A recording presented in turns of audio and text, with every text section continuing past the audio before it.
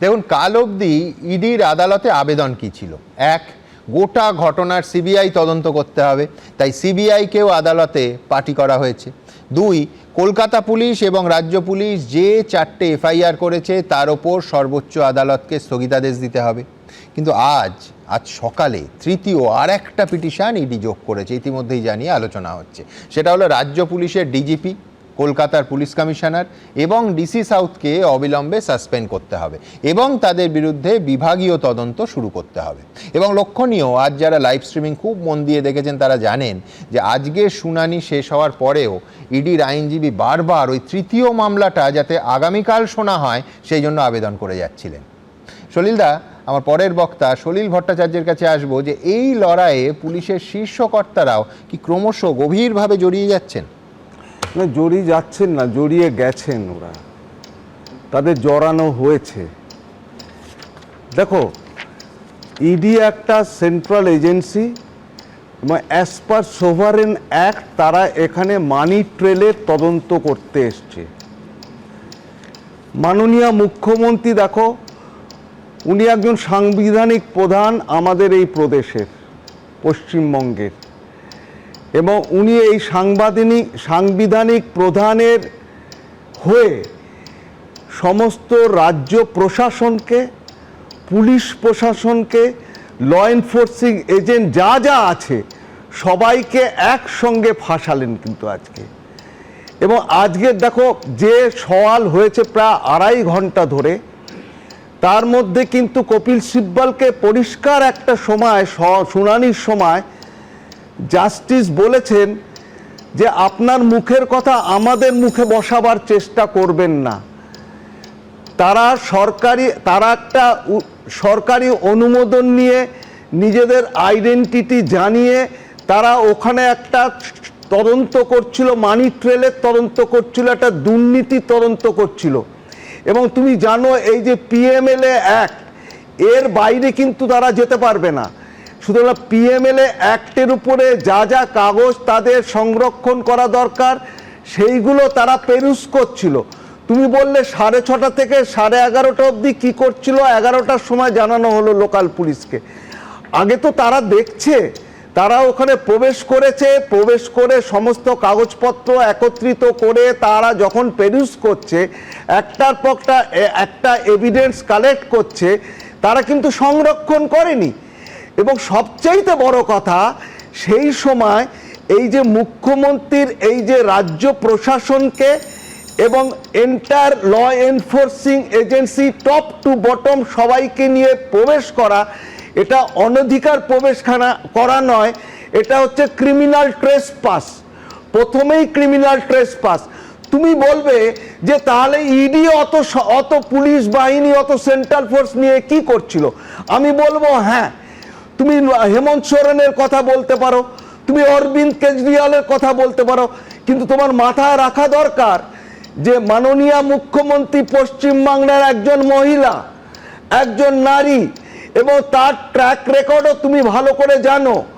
যে যখন তদানীন্তন পুলিশ কমিশনারের বাড়িতে সিবিআই একটা তদন্তে আসে, সেই সময় সিবিআই অফিসাররা they were taken to the local police station. কি হ্যারাসমেন্ট হয়েছিল, ওই মধ্যরাত থেকে ধর্নাতে বসে গেলেন মাননীয় মুখ্যমন্ত্রী। এবং ওরা যে সব বুঝলাম সলিল্লা, কিন্তু আপনি অফিসের পার্টটা যেখানে সত্যি সত্যি রাজ্য পুলিশের কর্মীরা ছিলেন আপনি বাদ দিন, কিন্তু বাড়িতে তো মুখ্যমন্ত্রী এবং সিপি একা ঢুকেছিলেন, সেইখানে 15 জন সিআরপিএফ জওয়ান, তারা তো মানে আটকাতেও পারতো, তার সঙ্গে আরো 4 জন এক্সট্রা। সেখানে যদি কিছু ত্রুটি হয়ে থাকে, আমি তো বলবো as per SOP they were not properly ব্রিফড।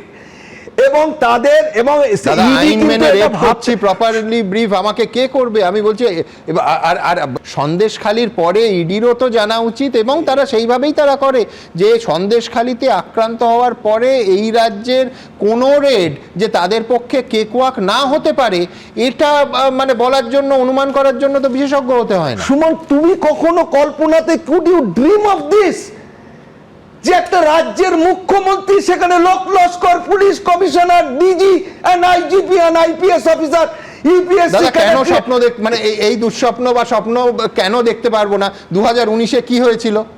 2019-এ Rajib কুমারের ঘটনায় কি দেখেছি, এই রাজ্যে এই শহরেই দেখেছি। তো পুলিশের সেটা সঙ্গে যদি- ইডির সংঘাত হতে পারে, এটা কল্পনা করার জন্য সুমন, স্বপ্ন সেটা দেখতে যদি হবে না। পাতাল হয়ে থাকে এটা তাহলে আকাশ, সেটা যদি পাতাল হয়ে থাকে এটা তাহলে আকাশ। সুতরাং এটা কারুর মাথায় আসতে পারে না সুমন। এক নম্বর, আমি এগ্রি করব আমার পূর্ববর্তী বক্তা কৌস্তব যেটা বলেছে, উনি একজন মুখ্যমন্ত্রী একটা রাজ্যের, দ্বিতীয়ত উনি একজন নারী, তৃতীয়ত তার যে পাস্ট রেকর্ড রয়েছে সমস্ত কিছু বিবেচনা করে ইডি নিজেদের যেভাবে রেস্ট্রেইন করেছে, আমি hats off to ED officers and force. এবং খালি তাই না, এটা একটা সংক্রামিত ব্যাধি। এরপরেই তুমি দেখো পরবর্তী অন্য একটা প্রদেশে দেখো ইডি অফিসারদের ঘরে, আর ঝাড়খণ্ডে আমাদের নিকটবর্তী যে প্রদেশ ঝাড়খণ্ডে গিয়ে ওখানে ইডি অফিসারদের ওখানে রেড করলো আমি লোকাল আসবো, পুলিশ। হ্যাঁ, সুতরাং দেখাবো। সেটাও হচ্ছে, একটার পর একটা ঘটনা কিন্তু এবার ঘটবে যদি এর কোনো রিমেডি না হয়, যদি এর কোনো পেনাল অ্যাকশন না হয়। আইনের ঊর্ধ্বে কিন্তু কেউ নয়, কেউ নয়। সুতরাং সুপ্রিম কোর্ট যেটা করেছে, অত্যন্ত রেস্ট্রেইনড অর্ডার করেছে, যথাযোগ্য করেছে। চারটে এফআইআর, দুটো এফআইআর হয়েছে শেক্সপিয়ার সরণি থানায়, দুটো এফআইআর হয়েছে বিধাননগরে, সবগুলোই কিন্তু ক্যাপ্টেন অ্যাবেন্স করা হয়েছে, স্টে করা হয়েছে টিল 3rd of ফেব্রুয়ারি। আর একটা কথা তোমার বলে দিচ্ছি, এই যে ঘটনাগুলো ঘটছে এর পেছনেও কিন্তু একটা মস্তিষ্ক কাজ করছে। যেভাবেই হোক এসআইআরটাকে গুলিয়ে দিতে হবে, এর সঙ্গে এসআইআরটাকেও গুলিয়ে দিতে হবে।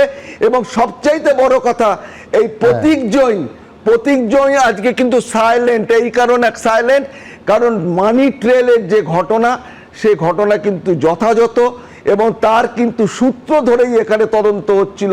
এবং এটা ফ্যাক্ট যে ইডি আর কখন করবে, 24 সালে লাস্ট ইনভেস্টিগেশন করেছে, আবার 26-এ করবে না 28-এ করবে, অ্যাজ পার কোর্ট অর্ডার করছে। কোর্ট না পারমিশন দিলে করতে পারে না। ইনভেস্টিগেশন ক্লোজ করার ক্ষমতা নেই যতক্ষণ না বলবে কোর্ট যে তুমি এই স্টিপুলেট টাইমের মধ্যে শেষ করো। ওরা করতে পারে অনন্তকাল ধরে করতে পারে, সেটা তুমি সারদা দেখেছো, নারদা দেখেছো, সমস্ত আর কিছু একটু দেখেছো। পিছিয়ে গেলে মায়াবতী, মুলায়ম সিং যাদব, সবার ক্ষেত্রে দেখেছি। আমি অনেক ধন্যবাদ সলিলদা। এবিপি আনন্দ এগিয়ে থাকে, এগিয়ে রাখে।